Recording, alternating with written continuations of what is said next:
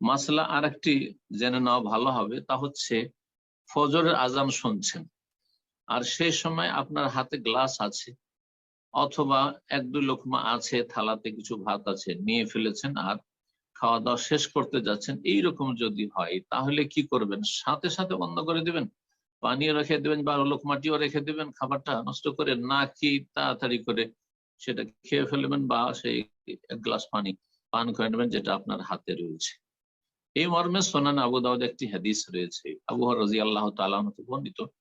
রাসূলুল্লাহ সাল্লাল্লাহু আলাইহি ওয়াসাল্লাম বলেন, ইজা সামিআ আহাদুকুমুন নিদা, তোমাদের কোন ব্যক্তি যখন আজান শুনবে, আজানটা কিন্তু যথাসময়ে দিতে হবে, আজান আগে হইলেও সেটা গ্রহণযোগ্য নয়। আজান আসলে মাপকাঠি নয়। আপনার আহ পানাহার থেকে বিরত হওয়ার ক্ষেত্রে, শুভ সাদেকের ক্ষেত্রে, এবং সূর্য ডুবছে যে সময় সেই ইফতার করার ক্ষেত্রেও আজান যদি ঠিক টাইমে